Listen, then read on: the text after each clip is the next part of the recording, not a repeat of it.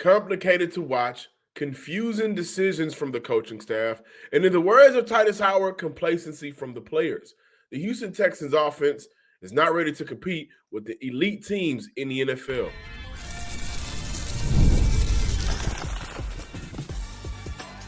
You are Locked On Texans, your daily podcast on the Houston Texans. Part of the Locked On Podcast Network, your team every day. Battle Red Nation, from H-Town to your town, today's episode and every episode of the Locked On Texans podcast is for Texan fans all around. To my everydayers from the Himalayas making the Locked On Texans podcast your first listen of the day, thank you for that. To the newcomers, come on in, sit down, and listen to myself, your Texans credential media member and football analyst, John Hickman. It's not going to be a fun show, y'all. And I don't think it's going to be a fun rest of the season because of the offensive output issues and woes we see when the Houston Texans take on good teams. So today's episode, I'm going to dive into the defense. I can't hate you. I'm going to end off with the defense.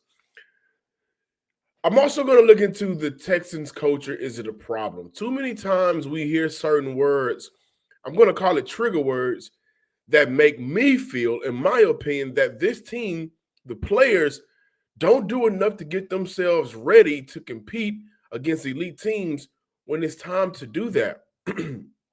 But I'll open up today's show looking at the three phases of death for the Houston Texans. Just what led to Houston not being able to score points, not being able to move the ball, not being able to run the ball, not being able to protect the quarterback, not being able to do a bunch of different things, which led to the putrid offensive output on Monday night. Today's episode is brought to you by FanDuel. Right now, new customers can bet just $5, and if your bet wins, you'll get $300 in bonus bets to use across the. So phase one.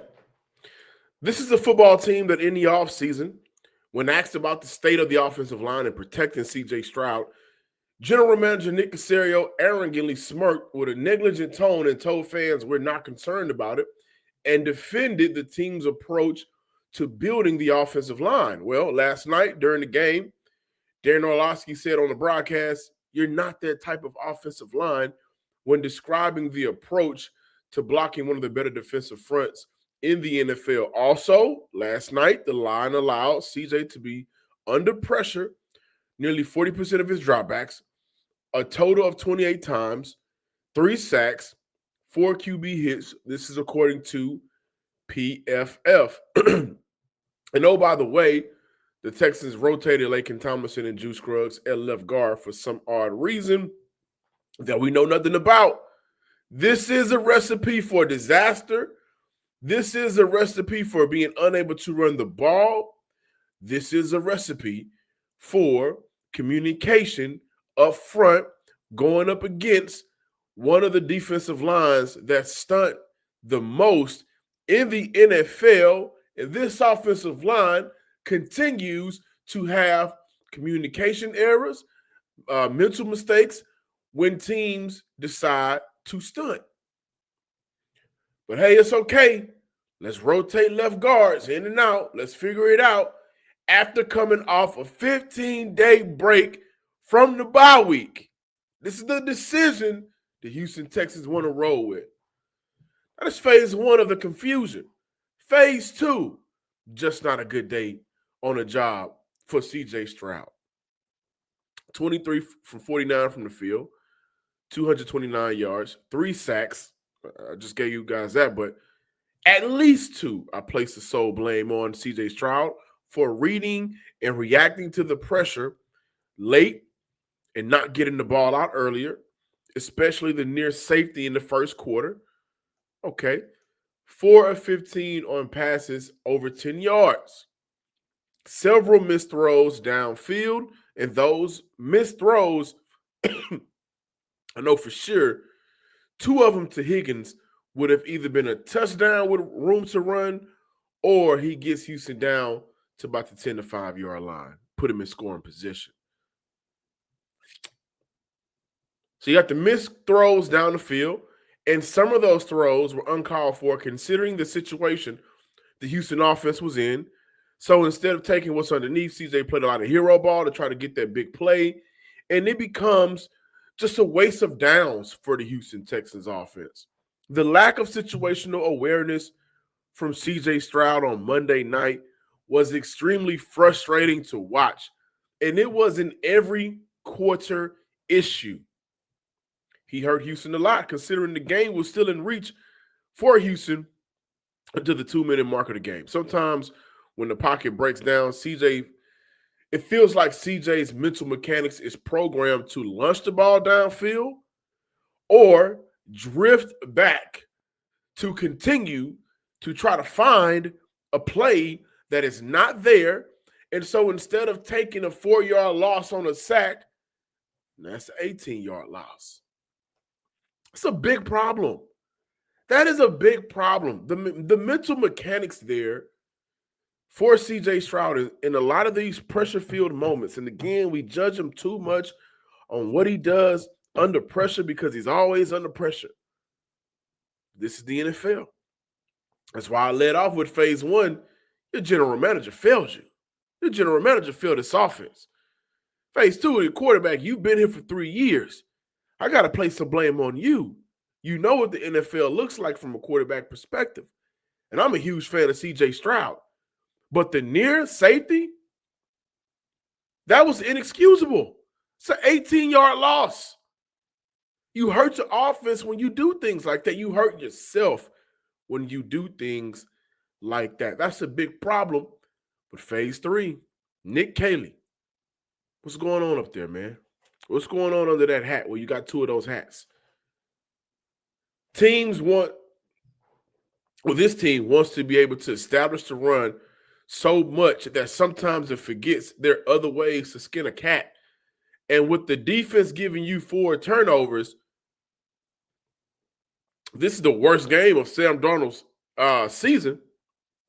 Seattle was wide open. Nothing more egregious than that 3rd and 4th down call where Houston opts to run into the heart of the Seahawks D-line. Offensive line gave no push. They're knocked in the backfield constantly throughout the night. And in a critical moment, the best players did not touch the rock. Hold on. We were told players over plays. So no QB sneak. No bootleg to Dalton Schultz, who was absolutely killing it, by the way. Like one of the better Texans games for Dalton Schultz. Nothing. On those 2 moments, and also the red zone moments, where Houston was 1 of 3, Houston did not give the ball to their best players. But on Friday, we heard players over plays. This game was so winnable for the Houston Texans, but the 3 phases dating back to the offseason, hurt them. And it might just hurt any chance Houston has to making the playoffs. Now, there were some things that were said that I want to address. I want you guys to stick around, and also want you to tell me how you feel about this team, this offense, in the comment section, because best believe I'm getting to y'all. But I got to address some things. For the second time this season, a player has mentioned things in player control that didn't work out for team success. We got more Locked On Texans talk on the other side.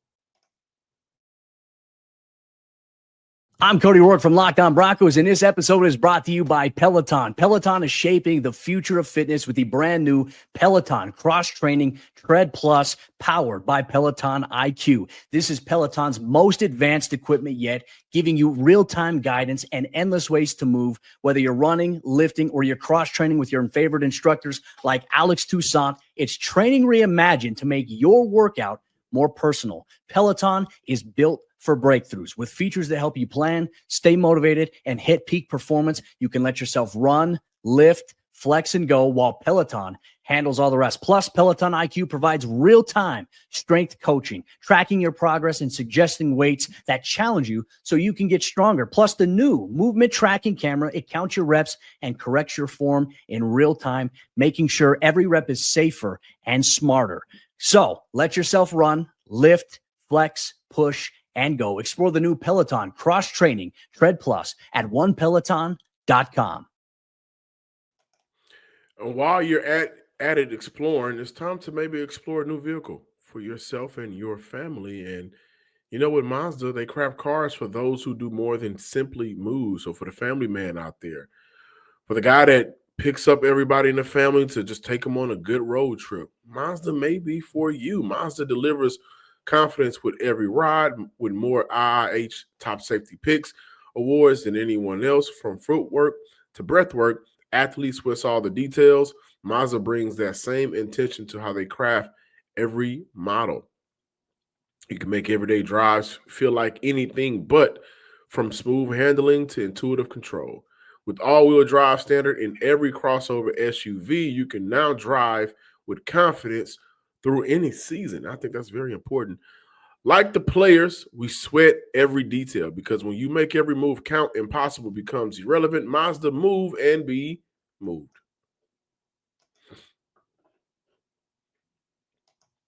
Texan fans, there were some things that were said, but real quick on the offense, you know, the issues really put the defense in a disadvantage all night.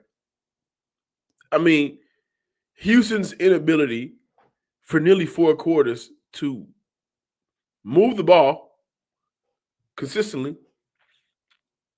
Got 3 and outs. You got 5 plays, a drive with 5 plays and maybe 11 yards, right? That put the defense at a disadvantage all night because Seattle stayed with a great field position. I mean, they the 40-yard line, the 50-yard line, they're getting the ball back and they're on the other side of the 40 and they're scoring right. Like, as much as the defense tried their hardest to win that game, Will Anderson, that was 2 touchdowns scored. Will Anderson strip sack fumble. I mean, he came to play. Not so much Derek Stingley. I'll get into the defense. Great field position all night for Seattle. That game could have been a lot worse than what it was. So shout out to the defense. But I want you guys to hear from DeMeco Ryans on the sloppy play and not executing. Yeah, for us tonight, it's just overall, it was just sloppy play. There was some positive things that we did, but it was just overshadowed by the negative things. Offensively, it was not good enough. It didn't move the ball good enough. We got to execute better. The main goal in this game was to control the front. We did not do that. Their front controlled us, and it wasn't good enough for us. So we have to find a way to get better there. We got to score points, right? So we got to find a way to get in the end zone, have multiple opportunities. I just didn't capitalize on those. Yeah, the plan at the end of the game was kicking the ball out of bounds so we could utilize the 2-minute and had a timeout. And we did not execute that. Again, just goes to the entire game. So, you know, frustrating that we're not executing the things that we're coached to do. That's frustrating. The broadcast, fans at home, I'm sure. And even before the kick, you look at the play before CJ throws a touchdown to Woody Marks. You look at that play. Why opt to even run the ball when you're fighting against the clock? Why? I was confused with that. You only had 1 timeout. See, these are some of them. I gotta look at DeMeco Ryans on that. You're the head coach. That's not the play call. We're not going with that. I gotta make sure that I save enough time so I can give my defense one more shot. So they can give us one more shot to win the game. So why even run the ball there, knowing that it's going to take you at least 20 to 25 seconds to get the play, get back to the line of scrimmage. The tempo throughout the night was very inconsistent, slow at times. Did DeMeco have to light a fire under you guys? Again, you look at some of the things that I'm going to talk about, but to get the tempo going, why run the ball in that situation? It ain't been working all night. Running the ball has not been working all night for you guys. And in the most critical moment of the game, when you still have a shot, you decide to run the ball. And now that's a 20 to 30-second runoff. Then CJ goes down and score to Woody Marks. And then you look at Kaimi Fairbairn. Kick the ball out of bounds. Those little 3 seconds, you get a play. Boom. Now it's second down with a timeout. Boom. Now you have your timeout. You come out and make a play on second down. Timeout. Boom. Now it's third down. They're going to run it off, right? So you get the ball back potentially with about a minute and 10, a minute and 20 seconds left. Maybe. But you get the ball back. You get one more shot if you execute. See, this whole thing is about execution and the lack thereof. But that execution word leads me to Tytus Howard, the leader of this offensive line. Lord help us. And by the way, for the first time, I feel like Coach Ryans placed 100% of the blame on the offense. I didn't get the defense got to be better. I didn't get really none of that. Didn't get that. After Seattle went up 14, the defense held Seattle to a little over 130 yards and 6 points until their next CD. The Texans offense had plenty of time to get this right. The defense made adjustments in the second half. Going into halftime, I mean, again, I'll get into that, but like the offense had the opportunity, but for Tytus Howard to say we were complacent, no energy to come out to play the game, even mention we got to do better and we let the defense down, this is the second time that I get a trigger word. First it was lollygagging, now it's complacent. You guys are trying to climb your way out of an 0-3 hole that you dug yourself in. And on Monday Night Football, prime time, and I get it, it's the second game. You're on the West Coast. I understand it. But complacent? When you got to come out and win this game, you know the matchup is Byron Murphy and Leonard Williams and Lawrence. He's not Lawrence Taylor, I'm sorry. DeMarcus Lawrence. You know that's the matchup. So in the post-game press conference, CJ said he don't know what he mean about complacent. That could be just a player thing, or that could be a unit thing, and maybe it was more so of a unit thing because the offensive line failed the offense and the offense failed the team. So it all works in phases. But when I hear things like this, like I wonder the culture of the Texans when the players are not getting themselves up for games that matter. We talk a lot about old heads, but I think the most important video of the season has nothing to do with a current NFL player. It's Michael Irvin's video. 2 different times, right? I never made it to the league, never made it to college, but we never heard players from the past say things like that. Why does it feel like the Texans players have to be punched in the mouth to be ready for a fight? And they were punched in the mouth throughout the night. And they never showed up to the fight. A lot of those plays that were made were plays where maybe CJ locked in or, just a spectacular play from a Jalen Noel or the defense breakdown. But offensive line didn't have a lot of good moments. And so complacency, when I hear that word, can I put blame on the coaches? Asking, what did you do for 15 days in that bye week? I can. But a coach can only do so much. The complacency threw me off, man. Defense, I can't hate you. I can't. And I'm going to talk about some of the things that I saw from the defense to close out today's episode of the Locked On Texans podcast. Just an overall frustrating game that we have to talk about here on the show, of course. And, I'm always proud to talk about the Texans and what they do. Good or bad, I think you guys deserve better.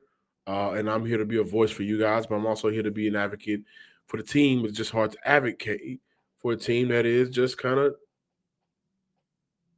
complacent, based on the words of Tytus Howard from his perspective.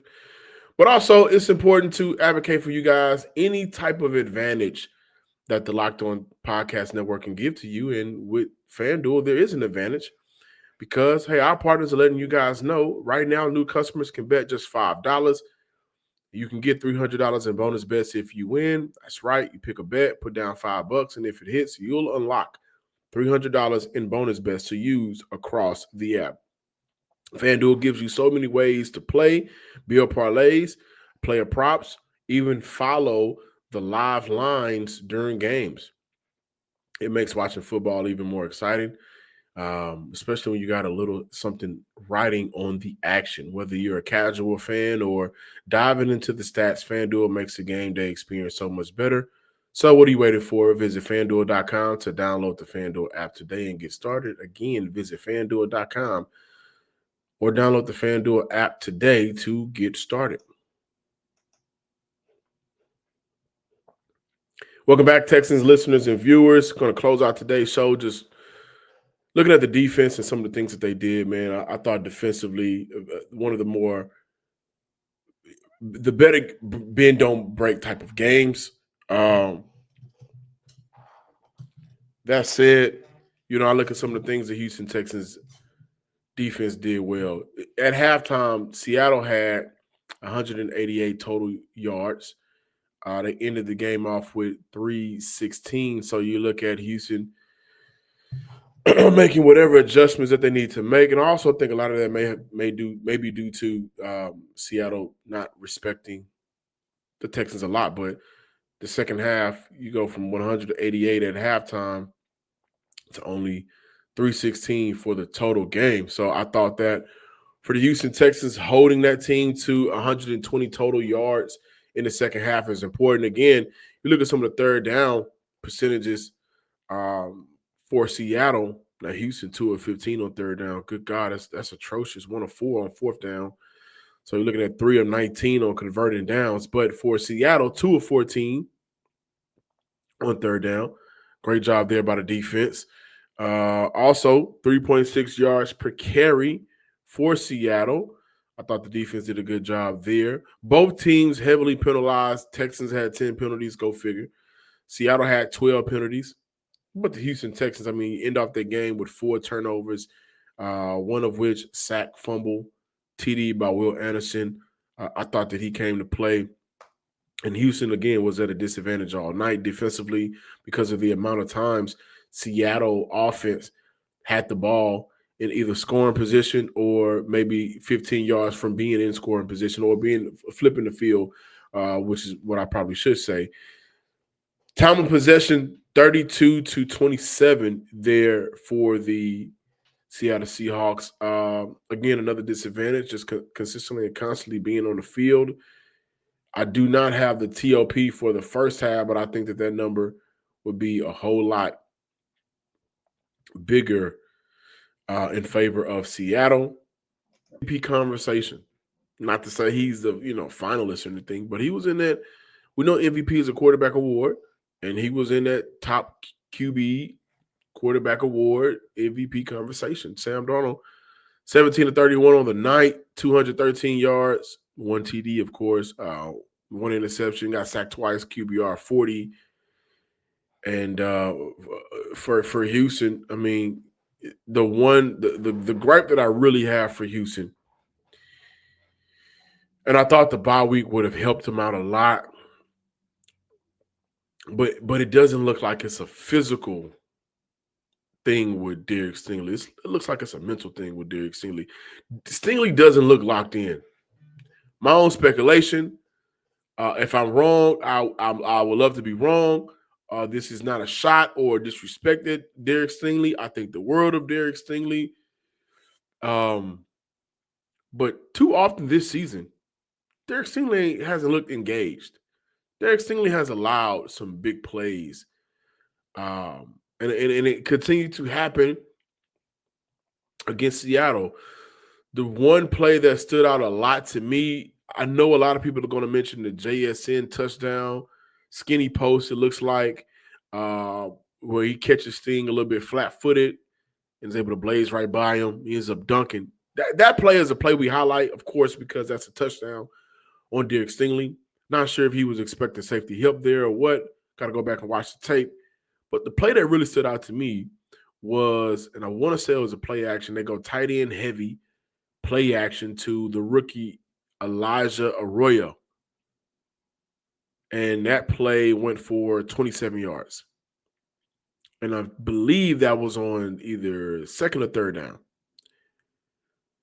That's a mental thing for Derek Stingley. It just looked like he wasn't engaged, didn't read and react to the play well enough, and Arroyo was able to get behind him.